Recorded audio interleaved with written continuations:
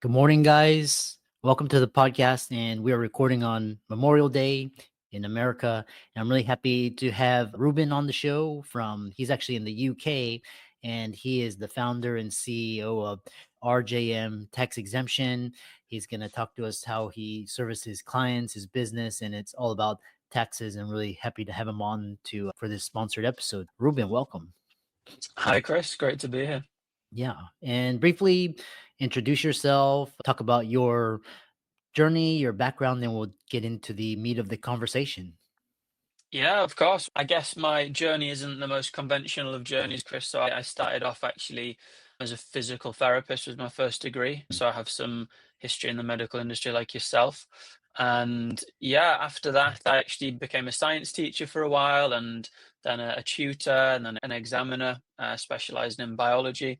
But then after a while, I wanted to do something different. I wanted to start my own business. So I started my own Amazon store online and particularly selling in the US because that's where all of the kind of traffic and money and business was.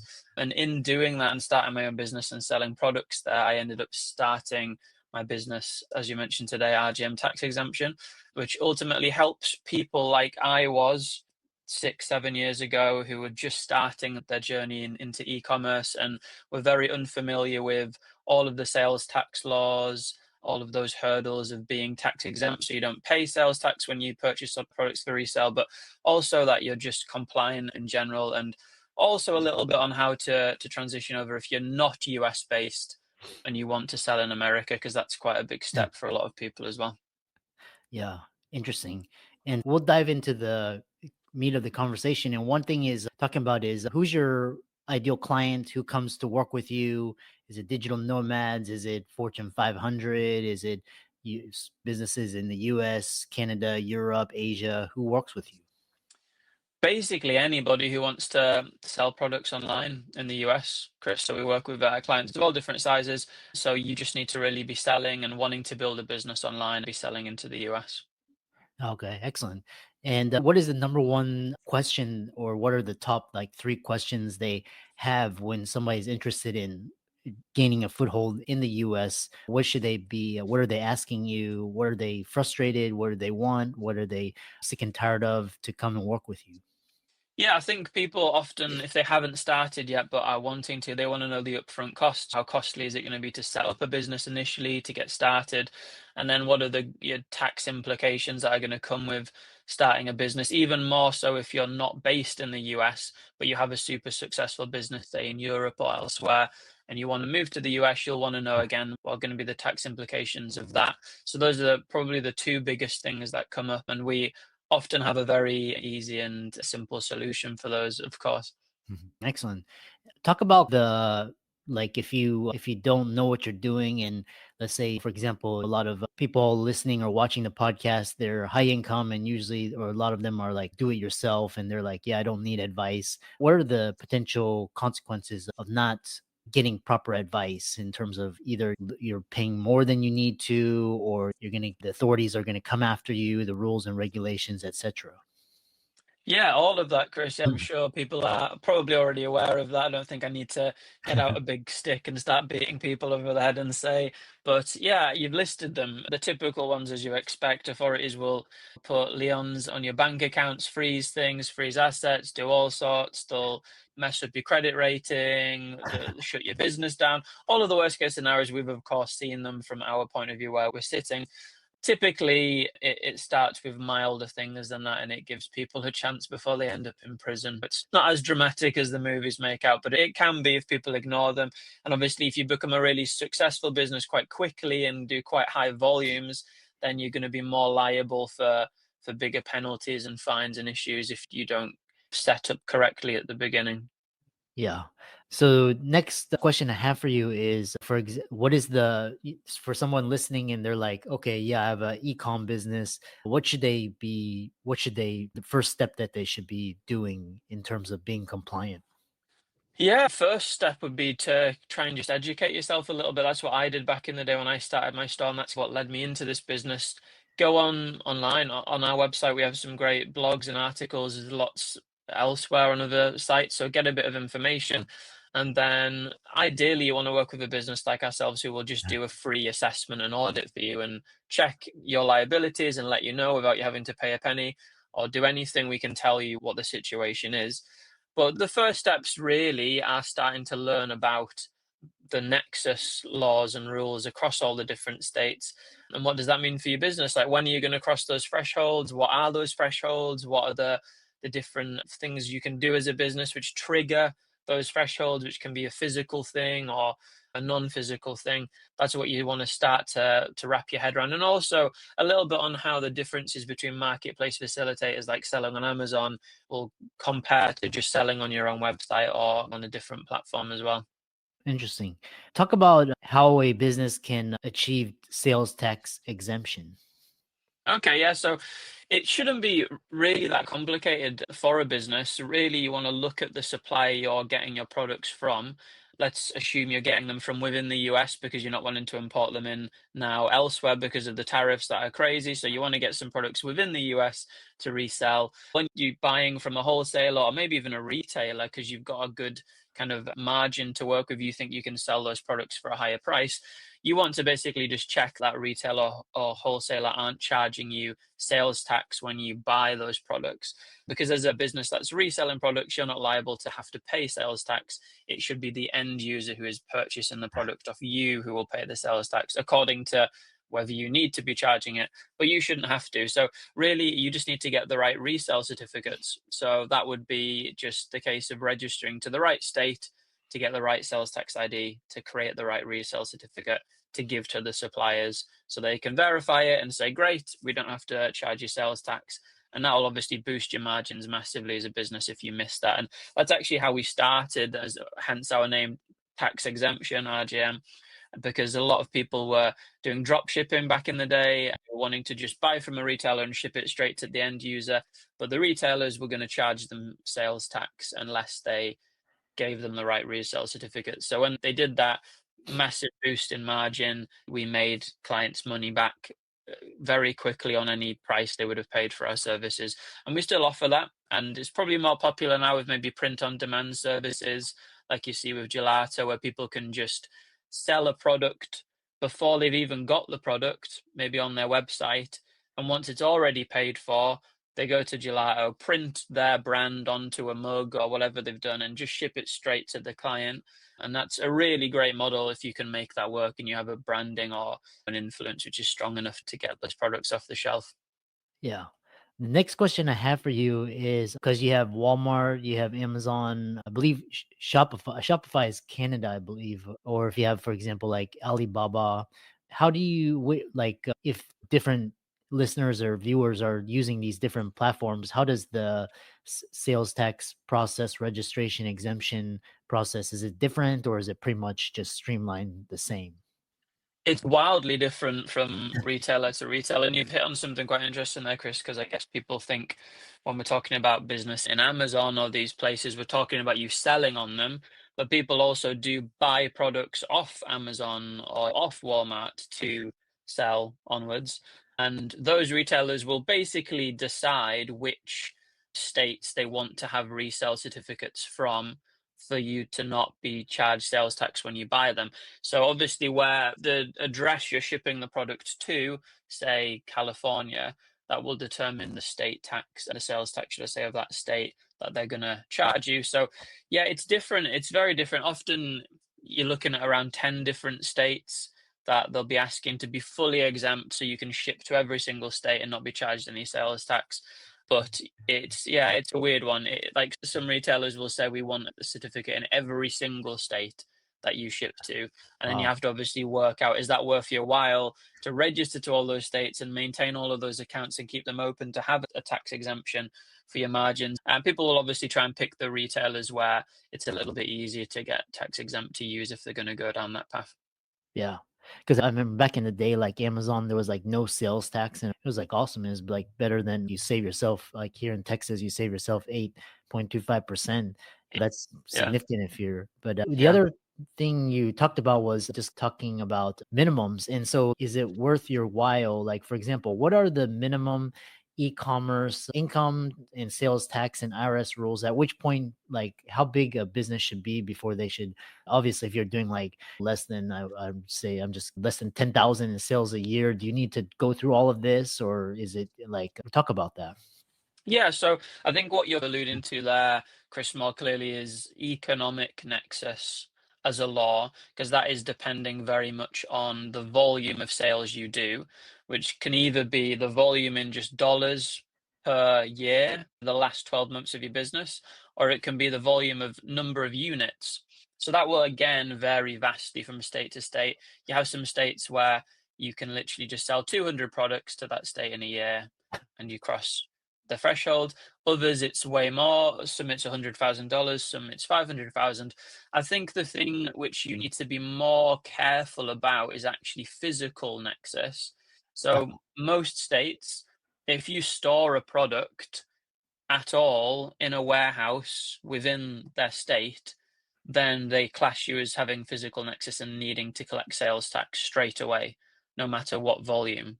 So it's probably the physical nexus which is harder and trickier to track, which we obviously do as a company. We have software to do that. But if say you're an Amazon FBA seller as well, people get confused and think if I sell on Amazon, they cover all of the sales tax issues now, which they do and they've got better at. But they don't actually cover all of your liability. So we work directly with the states and we call them regularly and speak to them. And the last time we had a full call around with all of the states, which was fairly recent and within the last month, there was actually still around 11 states still saying, even though Amazon collect and remit the sales tax for the seller on Amazon now, we still want people to be registered to us, to have an account with us, and to file like a gross filing to let us know how much you've sold into our state and then claim a deduction. So you don't have actually pay sales tax, but you're letting us know that it's matching with, say, what Amazon is saying, or you're keeping a record of it. So that is one which people miss all the time. And that's, again, you've got to be careful of your liabilities. The same as a Walmart seller, if it's fulfilled by Walmart and you have products in Walmart warehouses, that's what triggers you the most. So I would say you need to keep more of a careful eye on that really than the thresholds themselves, because they're often a lot bigger, take a Wow. lot longer to cross. Interesting. And the other question I have for you is this idea of, because 50 states and all these regulations, how do you keep abreast of all the changing laws in your team and staff? Do you use artificial intelligence, or just is it like do they have a law degree? Talk about that. Yeah, I mean, it's a little bit of everything of what you've mentioned there, but our really go-to over the years, as mentioned, is reaching out and speaking to these states. And the reason being because the information on their websites can sometimes not be clear, they can be not updated, it cannot be super straightforward. So if we've spoken to someone and they have given us a guarantee per se and they've backed it up with, say, a document, that has been our kind of best approach in the past in speaking to them. And I think that's why people get a bit confused as well when they go to lots of different firms and lots of different companies and get lots of different opinions and advice. I think it's probably because they've not spoken to the states and they've just assumed with the information and knowledge they have, maybe that AI is given them or someone's given them, we shouldn't be registered. And then you call the state and they're like, hey, actually, we want you to be registered. Yeah, I think that's the best way to actually speak to them. Yeah. Yeah.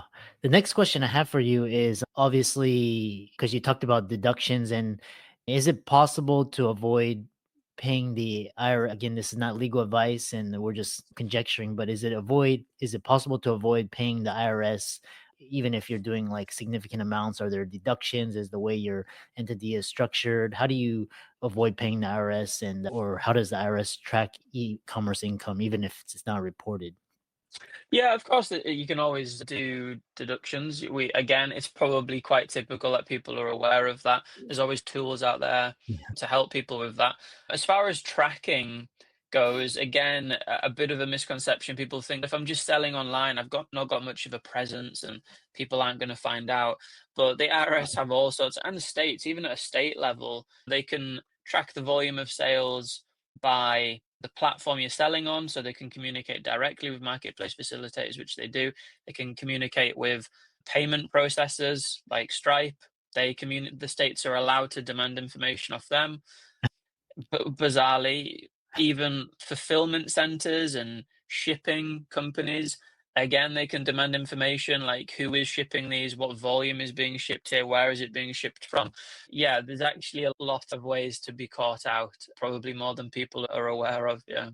Yeah, because what's interesting is you have a interesting article is like how foreign owners of US LLCs can avoid paying US income tax. So talk about that. Yeah, that's very much for your listeners who aren't based in the US. And if they're looking to sell in the US and say they already have a successful product on Amazon UK or Amazon Italy or Amazon France or wherever, that's the scary thing for those people is, will I pay double taxation? Will I end up doing that? So we have articles, as you've just said, on our website, which help inform people of the information behind that. And what it's talking about in that one is the whole concept of permanent establishment. So if as a business you can not have a permanent establishment as a business in the US, then the tax treaty between your country and the US will often cover you. So you don't have to pay tax to the US as well as your own home country. So again, that's one of the most important things to look at before you set up shop. What's going to trigger permanent establishment? Does my tax treaty cover that? For the most part, it will with most countries. Like, what does that mean? Should I not have employees in the US? Should I not have people signing contracts there? Should I not have an office? Yeah, there's lots of ways you've got to cover yourself if you don't want to tick that box of permanent establishment. Yeah. Yeah. Another question I have for you is because you talked about fulfillment by Amazon and fulfillment by the merchant. Obviously, at the checkout, there's the addition of the sales tax. But what about, for example, like print on demand or like a lot of drop shippers who are just getting the cut of the what you bought for what you sold? Who pays the sales tax there? Yeah, so if you're set up correctly as a business and you're buying your products from a print on demand company, you shouldn't have to pay sales tax. So again, we would set you up to save a lot of money that way. But Yeah. then when you sell your products to the customers, ship it straight from, say, a print on demand company to the customer, it's your responsibility to track the volume in which you're selling those and when you cross those thresholds. And if there's any other taxes, because for the most part, there's a few other little ones that can catch people out. Franchise tax within Texas, even if you sell any products, they want you to register. There's B&O tax with Washington. Again, they typically want you to register just straight off the bat. So there are a few little ones, but besides that, it will be you tracking your thresholds as you sell into those states. And then if you sell through a payment processor, then hopefully they can put the settings correctly when you cross those. So then you will start charging sales tax only to that state if that person is based in that state when they buy a product off you. And Shopify is really good at that as well. If your website is based on Shopify, they have a good system to set that up to do that for you. Yeah, interesting.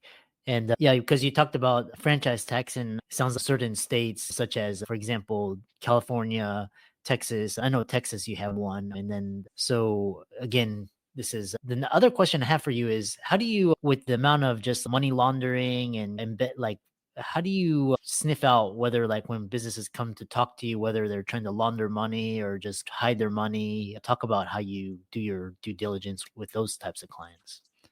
Very interesting question. Yeah, I think it's pretty obvious for the most part if that is the case because people will not want to answer questions or they won't want to do what you're telling them to.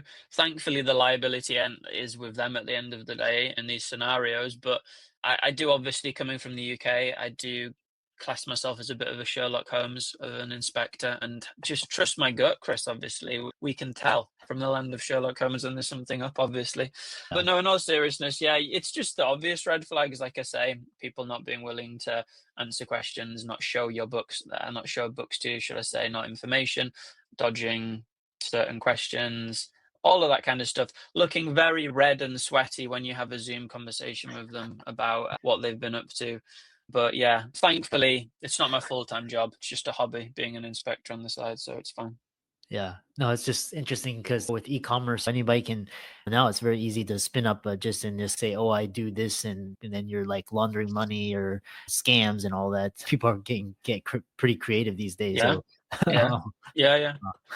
I'll leave that to the IRS to yeah, find out. I'll leave that to them. Yeah. exactly. Yeah, so very how can people contact you and find out more about you and if they're really interested in work with you? Yeah, so our website, as you mentioned, RJM taxexemption.com. All of the information about us as a business is on there. You'll see our Trustpilot reviews. We're ranked #1 in the US on Trustpilot at the moment for tax preparation, and company registry. So you can check us out and see what other people are saying about us. You can book a free sales tax consultation or sales tax nexus assessment on our website as well without having to pay a penny. And you can reach out to us on support@rjmtaxexemption.com if you just want a good old fashioned email conversation. But we'll be here and we'll be ready to help. Excellent. Thanks so much for coming on, and I really enjoyed this conversation. Pleasure. Thanks so much, Chris. You take care.